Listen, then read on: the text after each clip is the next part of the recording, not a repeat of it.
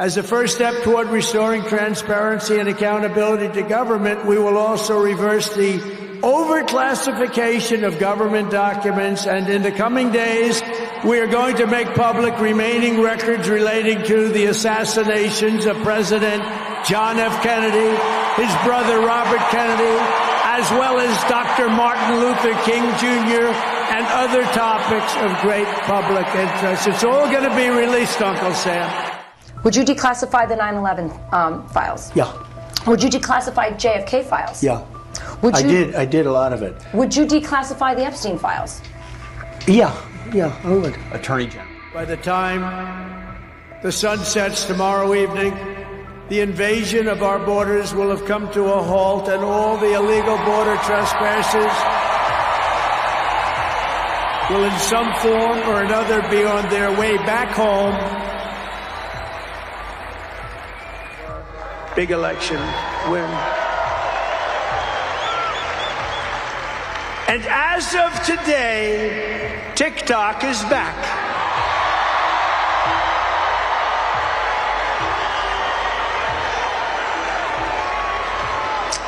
So, I did a little TikTok thing. We have a guy, TikTok Jack. He's a young kid, like 21 years old.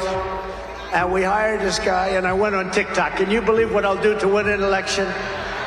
And we went on TikTok, and Republicans have never won the young vote, the youth vote. Tomorrow at noon, the curtain closes on 4 long years of American decline, and we begin a brand new day of American strength and prosperity, dignity and pride. Bringing it all back. Once and for all, we're going to end the reign of a failed and corrupt political establishment in Washington, a failed administration. We're not going to take it anymore. We're going to stop the invasion of our borders. We're going to reclaim our wealth. We're going to unlock the liquid gold that's right under our feet, liquid gold. We're going to bring back law and order to our cities. We're going to restore patriotism to our schools, get radical left, woke ideologies the hell out of our military and out of our government. And we are going to make America great again. This is the greatest political movement in American history.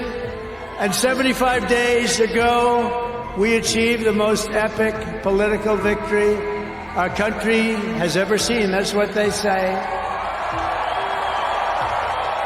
We won the popular vote for the first time of any Republican in many, many years. We swept all 7 swing states by big numbers. We won Pennsylvania, we won Georgia, we won North Carolina, we won Michigan, we won Wisconsin, we won Arizona, we won Nevada. We won them all by historic margins. And we won the great state of Florida by 13 points. Nobody's done that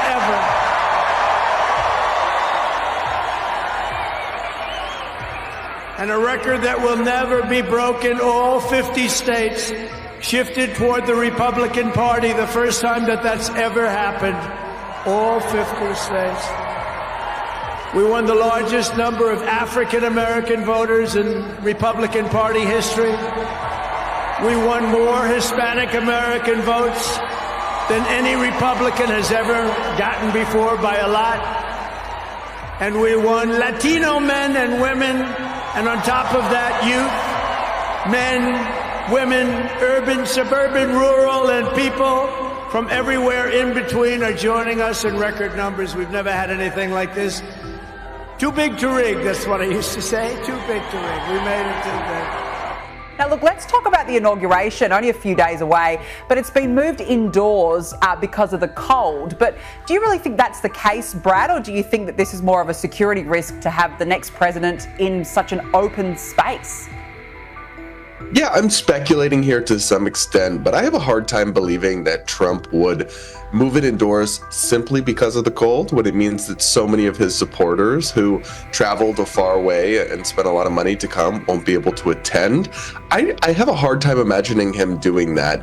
I suspect that there may be some serious security concerns that are motivating this, but they don't want to say that. They don't want to encourage, deranged people who would disrupt our official government events. It always makes us heighten our security efforts. What's keeping you up at night right now? The fact that there could be lone wolves out there, copycats that are out there. Even with official events indoors, D.C. police remain on high alert for violent protests outside the secured area. A secure perimeter includes a record 30 miles of anti-scale fencing. Drones deliver expansive visibility from above. Police robots ready to check packages and places for dangerous materials. Washington Special Agent in Charge, Matt McCool. There's no stone unturned. There is no threat that is not mitigated. 8 years later, expect more officers patrolling neighborhoods. We want people to come and protest, but we will not allow any type of violence in our city. D.C.'s police chief says there are no credible threats against the District of Columbia, but moving events indoors kicked off a scramble to make a new plan. That includes securing the arena behind us here that will host about 20,000 people on Monday. And tomorrow, everybody in this very large arena will be very happy with my decision on the J6 hostages. Very happy. I think you'll be very, very happy.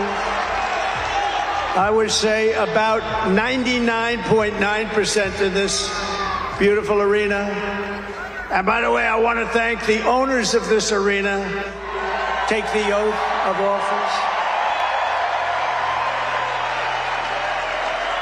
Oh, you're going to have a lot of fun watching television tomorrow. Somebody said yesterday, sir, don't sign so many in one day. Let's do it over a period of weeks. I said, like hell, we're going to do it over weeks. We're going to sign them at the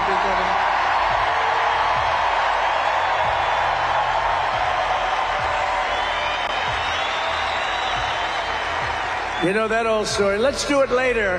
Then it never gets done. No, we're doing them tomorrow. And we'll have plenty to sign in the future. Don't worry about it. It's not going to stop.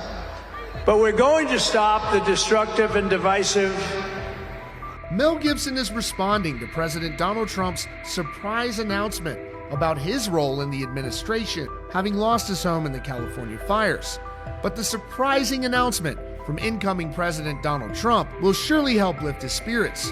Here's that announcement from Trump and Mel Gibson's hilarious reaction. The president said, "It is my honor to announce Jon Voight, Mel Gibson, and Sylvester Stallone to be special ambassadors to a great but very troubled place, Hollywood, California. They will serve as special envoys to me for the purpose of bringing Hollywood, which has lost much business over the last 4 years to foreign countries, back bigger, better, and stronger than ever before. These very talented people will be my eyes and ears, and I will get done what they suggest. It will again be like the United States of America itself, the golden age of Hollywood." It was a weird moment, and I'm not trying to praise Donald Trump, but I was thinking about it. He was at the McDonald's. And of course, he was in a performance art apprentice fashion, trying to get free publicity and trying to remind people that he actually worked at McDonald's, and Kamala Harris had not, and she was claiming that she was an ex-McDonald's with no evidence. But there was a point that was unscripted. An Indian American, a family from India, I don't know if you remember, drove up to the window.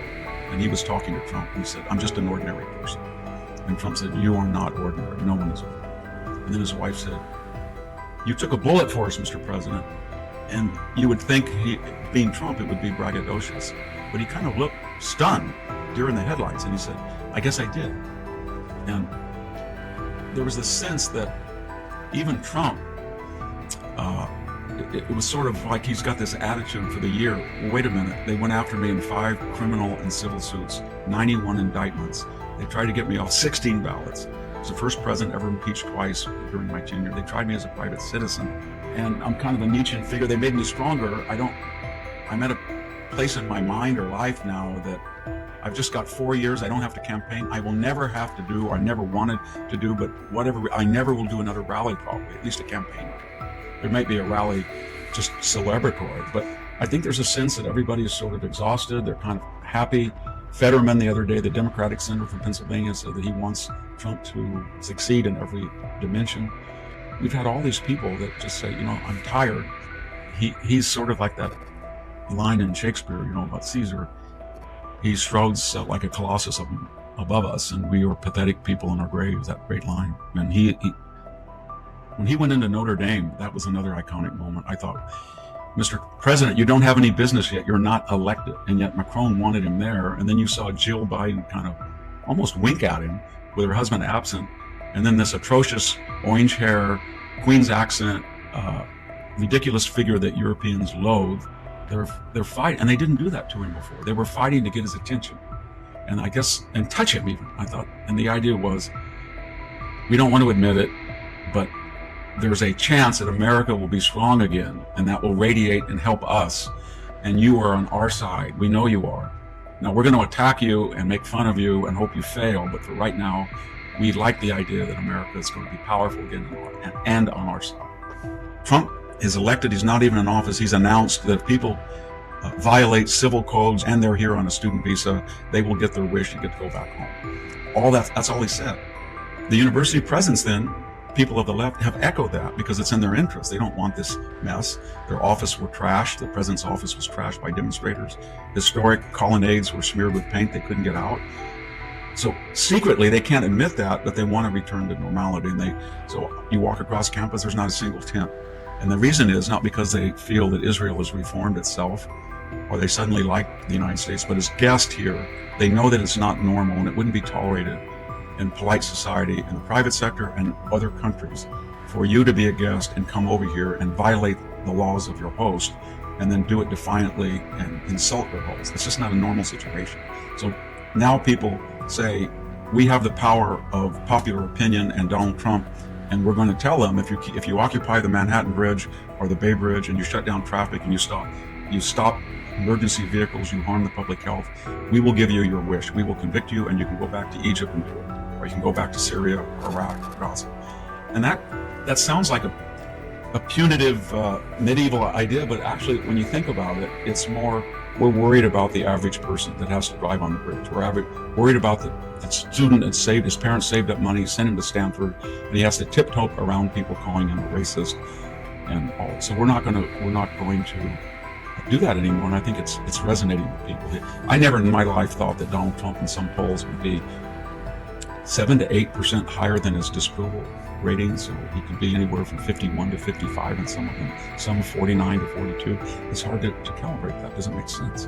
Other than people feel there's a release and they can express themselves and we're going to get back to normal. I think it's a good thing for countries overseas. I think this return to sort of, and I just talked to a person yesterday who's a candidate for the National Endowment for Arts.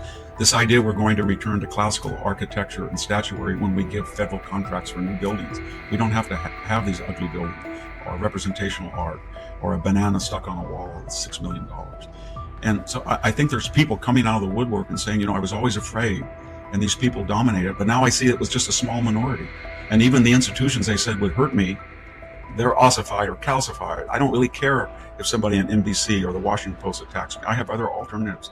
There are people that on our side. There's a new Twitter. Everybody said he was stupid to pay $44 billion. Maybe it was smart what Elon Musk did. That's what the kind of mood is right now. And I think in Europe, and especially Britain and the English-speaking peoples, the message is, you may not like us. You may see that this is your Greek philosophers and we're Roman legionnaires or whatever you see us, but it's actually very good for it because we represent your values and we consider you part, not just part, but the founders of our culture and our civilization. I know we have large minorities that are anti-Western, but they themselves want to be Western, and they are Western, and we're going to remind them they're Western. That's why they're here, and we're going to protect our interests. So I think he's seen now that in 2016, he didn't put a high premium on loyalty, and people in the so-called proverbial swamp tried to subvert him from the inside of his own government, his own appointees and cabinets, and he's not going to make that mistake, and he's much wiser now. So yeah, and the other thing very quickly is that we were in a cultural evolution that was 360 degrees. This leftist project, everything was going to be changed, and we were going to race away this terrible past. And I think that people said, we're not going to do it. We're not going to do it anymore. We're sick of it. Donald Trump won the popular vote. First time in 20 years a Republican did. He won the Electoral College. Every issue that he ran on had 60 to 65% support: border, crime, foreign policy, economy. And now he has, this is very rare period in American history. They have the White House, they have the Senate, they have the House, tenuous, but they do have the House and the Supreme Court. And so they can do a lot of things that the left is terrified. And one final thing is, the left kept saying, you're going to take revenge on us. You're going to weaponize the government. What they're really saying is, given what we did to Donald Trump the last 4 years, and given who we are, if we were in his place and we had suffered what we did to him, I know what we would do. We would go after our enemies, and therefore Trump must be just like us. But I don't think he is at all. He's not going to look backwards.